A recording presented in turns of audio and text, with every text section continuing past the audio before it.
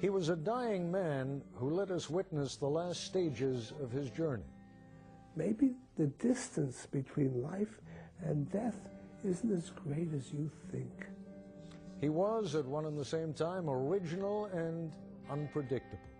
I think I'm less humble now than I was before. Really? Believe it or not. He shared his fears openly. Is it horrible, death? Are you choking or yeah? For how long? And he shared his many lessons. I have a little aphorism. Don't let go too soon, but don't hang on too long. Find the balance. Conversations with Maury Schwartz. Lessons on living. There is one fundamental difference between this program as you watch it tonight and the version which appeared on Nightline. Maury Schwartz is dead now, and we know how the end came. He died at home within just a few hours, as it turned out, of Yitzhak Rabin's assassination. That event obviously got a whole lot more attention and was totally unexpected. Maury's death had been anticipated for some time. And when it came, it was almost a footnote to the process of dying, which he had chosen to share with his family and friends and ultimately with a national television audience. I learned of Maury through a long and sensitive piece in the Boston Globe. Here was this 70-something former sociology professor from Brandeis who was dying and who thought that he might do some good by sharing with people what dying was all about. What began as a journalistic project for me quickly evolved into a personal friendship. What began as an idea for one program ultimately became 3. The point is that neither Maury nor I knew when our relationship began quite where and how it would end.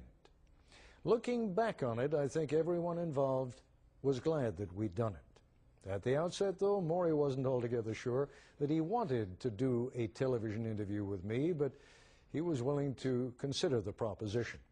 I had to audition for the supporting role in this human drama. Maury was afraid I might be too stuck up for the part.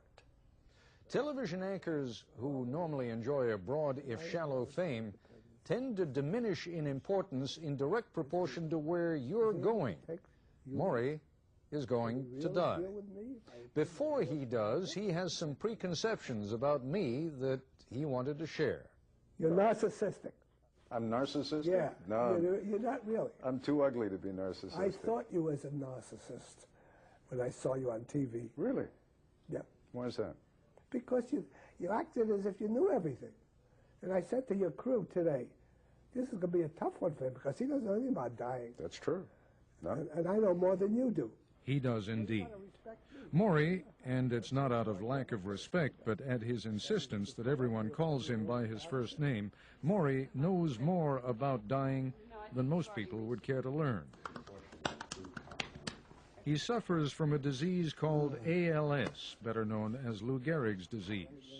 While the senses and the intellect remain intact until death, the nerve cells which feed and stimulate the body's muscles gradually disintegrate. Maury has already lost the use of his legs. Before too long, the hands and arms will go, and eventually he will lose the ability to chew and swallow and talk. So while he still can, this one-time sociology professor at Brandeis, he does, to the joy and amazement of family and a widening circle of friends alike.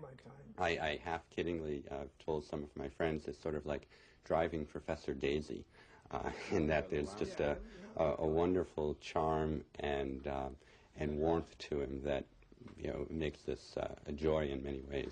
9 million people out there, give or take, half a million here or there. 9 million people who are watching you right now. Right. And saying, what can this old guy tell me that's going to help me when I get to a similar point? I mean, we're not all going to die the same way. I can give you a number of statements, didactic, 1, 2, 3, 4, that may or may not mean anything to you. First, talk about it. Don't hide in the corner. Don't try to conceal it as if it's something horrible, because all it does is destroy your self-esteem. It's very important to keep that self-esteem. 2, accept it. This is you. You are a disabled person. I'm not ashamed of that, as long as I have my mind and my heart. 3, keep an open heart and open it up further and further and further until you encompass as much as you can with your love. Sounds kind of soppy, but it's not. It's not. 4, be alert and aware to the things that really interest you and go for it. Be involved. 5, be compassionate. Be compassionate to yourself, to other people. 6, treat yourself gently. Be kind to yourself. You didn't create your illness, so you shouldn't be punishing yourself for having that illness. Okay, yes, I said something about mourning before. The mourning never stops. There are some mornings when I cry and cry and mourn for myself. That this is my sorry past. I got dealt this hand. Some mornings I'm angry and bitter, but it doesn't last too long.